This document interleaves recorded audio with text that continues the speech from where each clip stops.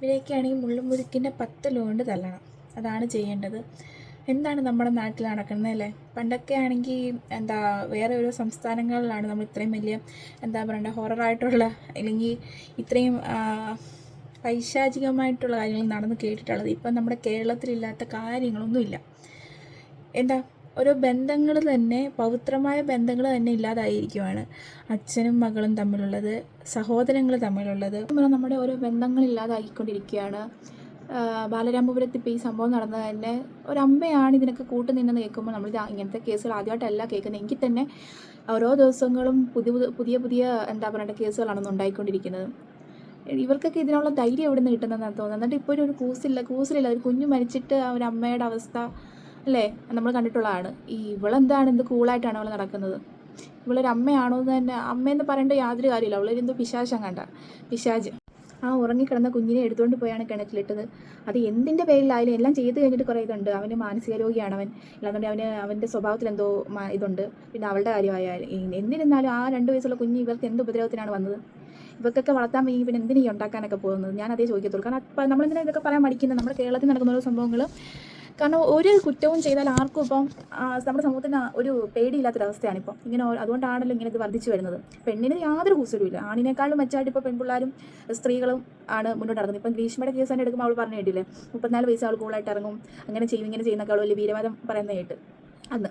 എന്നാലും എല്ലാവരും പ്രാർത്ഥന കൊണ്ട് തന്നെ അവർക്ക് അത് ശിക്ഷ അതിനി എത്ര നാളിന് ശേഷം അത് ഇതാവുന്നത്. Hello, welcome back to my YouTube channel. അപ്പോൾ ഇന്ന് ബാലരാമപുരത്തുണ്ടായ ഈ സംഭവത്തെപ്പറ്റി എനിക്കിപ്പോൾ ഇപ്പോഴാണ് സമയം കിട്ടിയത് വീഡിയോ ചെയ്യാൻ. എനിക്ക് ഞാൻ കുറേ റിയാക്ഷൻ വീഡിയോസ് ചെയ്തിട്ടുണ്ട്. അപ്പം എനിക്ക് പറയണം തോന്നി. അപ്പോൾ എല്ലാവരും സപ്പോർട്ട് ഉണ്ടാവണം. ബാലരാമപുരത്തെ സംഭവത്തെപ്പറ്റി ഇപ്പം പുതിയ അപ്ഡേഷൻസ് വന്നിട്ടുള്ളതെന്ന് വെച്ചാൽ ഇപ്പോൾ ഒരു ജോത്സ്യൻ്റെ പുറകിന് പോയിട്ടുണ്ട്. അതായത് അയാളുടെ അടുത്ത് ഇവർ പോയിട്ടുണ്ടെന്നും പിന്നെ അവരുടെ ഒരു അയൽവാസിയാണെന്നും ഒരു ബന്ധു ഒരു മൊഴി കൊടുത്തിട്ടുണ്ട്. അതായത് ഈ കുഞ്ഞിനെ അവിടെ കണ്ടിട്ടുണ്ടെന്നും വെളുപ്പിനെ അങ്ങോട്ട് കരച്ചിൽ കേട്ടിട്ടുണ്ടെന്നും വൃശ്ചിക മാസത്തോടടുപ്പിച്ച് ഒരുപാട് ആൾക്കാർ അവിടെ ജോത്സ്യനെ കാണാൻ ചെന്നിട്ടുണ്ടെന്നും പൂജകൾ ചെയ്യാനായിട്ട് കേട്ടിട്ടുണ്ടെന്നൊക്കെ ഒരുപാട് പുതിയ വാർത്തകളാണ് നമ്മൾ കേട്ടിട്ടുള്ളത്, അറിയുന്നത്. അപ്പം അങ്ങനെ ആയാലും ജോത്സ്യൻ ഇപ്പോൾ പറയുന്നതെന്ന് വെച്ചാൽ അവർ വന്നിട്ടുണ്ട്, അങ്ങനെ ഇങ്ങനെ അയാളുടെ വാദങ്ങളൊന്നും അല്ലെങ്കിൽ അയാളുടെ അഭിപ്രായങ്ങളൊന്നും നമുക്കത് ഒന്നും മനസ്സിലാവുന്നില്ല. എനിക്ക് മനസ്സിലായില്ല, മറ്റുള്ളവർക്ക് അറിയില്ല. ഇവർ ജോത്സ്യൻ പറഞ്ഞിട്ടാണ് ഈ ഹരികുമാറും ശ്രീധുവും മുട്ടയടിച്ചത് അയാളുടെ നിർദ്ദേശപ്രകാരമാണെന്നാണ് ഞാൻ ന്യൂസിൽ അറിഞ്ഞത്. അത് എന്തോ ആയിക്കോട്ടെ. പക്ഷേ ഈ കുഞ്ഞിനെ നമ്മൾ ഈ ഒരു കേസുമായിട്ട് ബന്ധപ്പെട്ട് കുറേ അന്ധവിശ്വാസം നിലനിൽക്കുന്നുണ്ട്. ഓരോ ജീവൻ ഇല്ലാതാക്കിയിട്ടാണോ അന്ധവിശ്വാസത്തിനൊക്കെ പുറകെ പോകുന്നതെന്ന് എനിക്ക് അറിഞ്ഞുകൂടി. ഇവരൊക്കെ ഏത് കാലഘട്ടത്തിലാണ് ജീവിക്കുന്നതെന്ന് അറിഞ്ഞുകൂടാ. ഈ സത്യം പറഞ്ഞാൽ ഇവളെയൊക്കെ ചാട്ടവാളും കൊണ്ട് അടിച്ചില്ലെന്നുണ്ടെങ്കിൽ ഞുണ്ണമായിട്ട് കട്ട് ചെയ്ത് ഇങ്ങനെ ഇഞ്ചിഞ്ചായിട്ട് കൊല്ലണം. പെട്ടെന്ന് കൊന്നാൽ അവർക്ക് വേദന അറിയില്ലല്ലോ. ഇഞ്ചിഞ്ചായിട്ട് കൊല്ലണം. ഇങ്ങനെയൊക്കെ ചെയ്യുന്നതിന് അങ്ങനെയാണ് ചെയ്യേണ്ടത്. കാരണം സ്വന്തം കുഞ്ഞിനെ ഇല്ലാതാക്കിയിട്ട് അവർക്ക് എന്ത് നേട്ടമാണ് അവർക്ക് കിട്ടുന്നത് അല്ലേ? പിന്നെ പുതിയൊരിതെന്ന് പറയുന്നത്, പുതിയല്ല, ഇപ്പം സഹോദരങ്ങൾ തമ്മിലുള്ള ബന്ധം അതുകൂടെ ഒരു ചോദ്യമാവുന്നുണ്ട്. നമ്മൾ പവിത്രമായിട്ട് കാണുന്ന പല ബന്ധങ്ങളും ഇപ്പോൾ ഇവിടെ ചൂഷണം ചെയ്യുവാണ് അല്ലേ? സഹോദരൻ എന്നുള്ള ബന്ധവും മാതാപിതാക്കൾ മക്കളോടായാലും മക്കൾ അച്ഛനോടായാലും അച്ഛൻ മക്കളോട് എങ്ങനെ നോക്കിയാലും ഇപ്പം നമുക്കതൊരു ചോദ്യത്തിനായിട്ട് നിൽക്കുകയാണ്. കാരണം പല ബന്ധങ്ങളും ചൂഷണം ചെയ്യപ്പെട്ടിരിക്കുകയാണ്. ഈ പല സംഭവങ്ങളിലൂടെ നമുക്കതറിയാൻ പറ്റും. പിന്നെ ഇതിനോട് വേറൊരു കേസും കടന്ന് വെച്ചാൽ 14 വയസ്സുകാരൻ 13 വയസ്സുകാരി പീഡിപ്പിച്ചെന്നത്, വയസ്സിനെന്തോ ചെറിയ വ്യത്യാസം. അതൊക്കെ ഇന്നത്തെ നമ്മുടെ കേരളത്തിൽ എന്തൊക്കെയാണ് നടക്കുന്നതെന്ന് എനിക്കൊരു ഐഡിയ തോന്നി. എനിക്ക് പേടിയാണ് സത്യം പറഞ്ഞാൽ. ഞാനൊരു അമ്മയാണ്, നമുക്കറിയാമല്ലോ.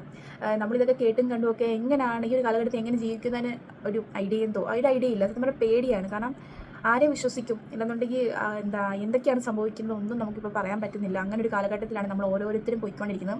അതിന് മെയിൻ കാരണം എന്ന് പറയുന്നത് തന്നെ ആർക്കും ഒന്നിനോടൊരു പേടിയെന്ന് വെച്ചാൽ നമ്മുടെ ശിക്ഷാവിധിയും ഇതെല്ലാം ഇത്ര ആണെന്നും ഇല്ലെന്നുണ്ടെങ്കിൽ നമ്മൾ ഒരാളെ കൊല്ലുന്ന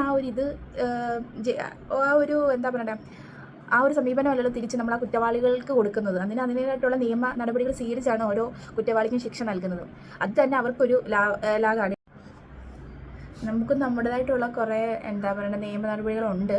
എന്നിരുന്നാലും ഈ വെളിനാട്ടിൽ, അതായത് ഗൾഫ് രാജ്യങ്ങളിലൊക്കെ നേരെ പോകുന്നു പറഞ്ഞതിൻ്റെ കൂട്ട് അപ്പം തന്നെ ഇല്ലാതാക്കുന്ന ആ ഒരു നടപടിയായിരുന്നു നമുക്കും വേണ്ടത്. പക്ഷേ അല്ലെങ്കിൽ ഇപ്പോഴത്തെ ഇപ്പം തന്നെ ഗോവിന്ദസ്വാമി ഇപ്പോൾ സുഖമായിട്ട് നിൽക്കുന്നില്ലേ? അവനെ വാദിക്കാനും ആളുണ്ട് ഇല്ലേ? കുറ്റവാളി ആയാലും അവന് വാദിക്കാനും ആളുണ്ട്. അപ്പോൾ എന്ന് പറഞ്ഞ കൂട്ട് തന്നെ പാവങ്ങൾക്ക് ആരുമില്ല. പാവങ്ങൾക്ക് എല്ലാത്തിനും ഒരു എല്ലാത്തിനും ലിമിറ്റേഷൻസ് വരുന്നു പല സ്ഥലങ്ങളിലും. ഇപ്പം നമുക്ക് ഇല്ലെന്നുണ്ടെങ്കിൽ ആരെങ്കിലും പേടിക്കോ? ഇപ്പോൾ ഒരാൾ കൊന്നിട്ട് വന്ന് നാളെ ആരെങ്കിലും കൊല്ലാതിരിക്കുമോ? ഇല്ലെന്നുണ്ടെങ്കിൽ പീഡനങ്ങളുടെ കാര്യങ്ങളായാലും ഡേ ടു ഡേ അത് ഒരുപാട് വർദ്ധിച്ചുകൊണ്ടിരിക്കുകയാണ്. അതുപോലെ ഇങ്ങനത്തെ കുറേ കേസുകൾ, നാണമില്ലാത്ത ഇൻസ്റ്റാഗ്രാം പരിചയപ്പെട്ട് അങ്ങനെ ചെയ്തു ഇങ്ങനെ ചെയ്തു, നമ്മൾ എന്തൊക്കെ ന്യൂസുകളാണ് ഡെയിലി കേൾക്കുന്നത്. ആ വിഷയങ്ങളൊക്കെ പോകട്ടെ, നമ്മുടെ സബ്ജക്റ്റ് അതല്ല. ബാലരാമപുരത്തെ കേസിൻ്റെ കാര്യം ഞാൻ പറഞ്ഞിട്ട് സത്യം പറഞ്ഞാൽ ഒരുപാട് വിഷമമായിട്ടാണ് ഈ വീഡിയോ ചെയ്യുന്നത്. കാരണം എനിക്കൊരു മോളാണ്, 1.5 വയസ്സായതേ ഉള്ളൂ. അവൾ ഉറങ്ങുന്ന ടൈമിൽ ആ കുഞ്ഞിനെ എടുത്ത് കിണറ്റിക്കൊണ്ടിടാനൊക്കെ ആ കാലൻ എങ്ങനെ തോന്നിയെന്ന് എനിക്കറിയില്ല. എനിക്ക് അപ്പം തന്നെ കൊല്ലണം, അതാണ് എൻ്റെ ഒരു അഭിപ്രായം. കാരണം ആ ഒരു വേദനയുണ്ടല്ലോ നമുക്ക്, എന്താ പറയണ്ടേ, നമ്മൾ ചില സമയങ്ങളിൽ കുഞ്ഞുങ്ങൾക്ക് കുരുത്തക്കേട് കാണിക്കുമ്പോൾ ഒന്ന് ജസ്റ്റ് ഒന്ന് അടിക്കുമ്പോൾ തന്നെ നമ്മുടെ മനസ്സ് അയ്യോ അടിക്കണ്ടായിരുന്നു, ചിലപ്പോൾ ആ ദേഷ്യത്തിന് ഇരുന്നുകൊണ്ട് അവൾ കാണിച്ച കുസൃതിയുടെ പുറത്തായിരിക്കും നമ്മൾ അടിക്കുന്നത്. എന്നിട്ട് പോലും ഒരു അമ്മ ഒരുപാട് വേദനിക്കുന്നുണ്ട്. അതിൻ്റെ ഒരു വലിയൊരു എക്സാമ്പിളാണ് കുഞ്ഞിന് ഇഞ്ചക്ഷൻ വെക്കാൻ പോകും. അവർക്ക് കുത്തുവാണെങ്കിലും വേദനിക്കുന്നത് നമ്മുടെ മനസ്സാണ്, ഒരമ്മയുടെ മനസ്സാണ്. അതിപ്പോൾ അച്ഛനായാലും അമ്മയായാലും ആരായാലും. പക്ഷേ ഇന്ന് ഈ ഒരു സംഭവത്തിൽ സ്വന്തം അമ്മ ഒരു കുഞ്ഞിനെ കൊന്നിട്ട് എങ്ങനെ അതിനും കൂടെ നിന്നിട്ട്, പിന്നെ അവർ തമ്മിൽ എന്ത് ബന്ധമാണെന്നൊന്നും എനിക്കറിഞ്ഞുകൂടാ. എന്ത് ബന്ധമായാലും കണ്ടില്ല, അപ്പുറം റൂമുകളിൽ നിന്ന് വീഡിയോ കോളുകൾ ചെയ്യുന്നുണ്ടെന്നോ ആണ് വാർത്തയിൽ കേട്ടത്. അതിന് ഈ കുഞ്ഞെന്തോ വേണം അല്ലേ? അപ്പോൾ അവൾക്ക് വേണ്ടെന്നുണ്ടെങ്കിൽ ആർക്കെങ്കിലും അത് വളർത്താൻ കൊടുക്ക്. ഇങ്ങനെ എത്രയും അവൾ കഷ്ടപ്പെട്ടതിനെ പ്രസവിച്ചിട്ട് ഇങ്ങനെ കൊല്ലുന്നത് എന്ത് ന്യായം പറഞ്ഞാലും അത് ഒരിക്കലും ഇതല്ല. സത്യം പറഞ്ഞാൽ ആ കുഞ്ഞിന് ജസ്റ്റിസ് എന്താ പറയണ, നീതി കിട്ടണം, ഉറപ്പായിട്ട് നീതി കിട്ടണം. എന്ത് ന്യായമായാലും നല്ല തക്കതായ ശിക്ഷ കിട്ടണമെന്നാണ് എൻ്റെ പ്രാർത്ഥന. ഞാനതിനു വേണ്ടി പ്രാർത്ഥിക്കും. പിന്നെ കുഞ്ഞുങ്ങൾ അത് ഇനി എന്ത് പ്രശ്നമായാലും കുഞ്ഞുങ്ങളെ കൊന്നിട്ടല്ല, അത് നമുക്ക് എല്ലാത്തിനും ഒരു സൊല്യൂഷൻ ഉണ്ടെന്ന് പറഞ്ഞുകൊണ്ട് എന്തൊക്കെ സൊല്യൂഷൻ ഉണ്ടല്ലേ. അത് കുഞ്ഞുങ്ങളുടെ മണ്ടയ്ക്ക് എത്ര വലിയ കുഞ്ഞുങ്ങളാണെങ്കിലും കൊച്ചു പൊടിപ്പിള്ളേരായാലും എത്ര ഏതായാലും നമ്മുടെ കുഞ്ഞുങ്ങളല്ലേ അല്ലേ, അവരെ എങ്ങനെ കൊന്നുകളയാൻ നിങ്ങൾക്ക് തോന്നുന്നു? നിങ്ങളങ്ങ് ചാവ് അല്ലേ, എങ്കിലും ജീവിക്കാൻ പറ്റുന്നില്ല, അങ്ങനെയാണെങ്കിൽ നിങ്ങളങ്ങ് ചത്തോ. ആ കുഞ്ഞുങ്ങളെന്ത് വേണം? അപ്പം എന്താ പറയണ്ടത്, സത്യം പറഞ്ഞാൽ അറിയില്ല. ഇതിക്കുള്ള എന്താ പറയണമെന്ന് എനിക്ക് അറിഞ്ഞുകൂടാ. എനിക്കിതിനെപ്പറ്റി ഒരു വീഡിയോ ചെയ്യണമെന്നുണ്ടായിരുന്നു, അതിന് വേണ്ടിയിട്ടാണ് ചെയ്തത്. ഇനിയൊരു മക്കൾക്കും ഇങ്ങനെ ഒരു അവസ്ഥ ഉണ്ടാവാതിരിക്കട്ടെ. മക്കളെ മാപ്പ്, എനിക്ക് എത്രയേ പറയാനുള്ളൂ. ആ കുഞ്ഞിനെ എന്താ ശാന്തി ലഭിക്കട്ടെ. കാരണം ഉറങ്ങിക്കിടന്നൊരു കുഞ്ഞിനെയാണ് അവർ ഇല്ലാതാക്കിയത്. എന്ത് ആവശ്യത്തിനാണെങ്കിലും അതൊരിക്കലും ഒരു ശരിയായ രീതിയല്ല. അവർക്ക് തക്കതായ അവർക്ക്, പ്രത്യേകിച്ച് എടുത്തു വന്ന അമ്മയ്ക്ക്, കാരണം ഒരു അമ്മ അറിയാതെ ഈ ഒരു സംഭവം നടക്കുമെന്ന് എനിക്ക് തോന്നുന്നില്ല. കാരണം അവളുടെ കൂടെ കിടന്നുറങ്ങിയ കുഞ്ഞാണ്.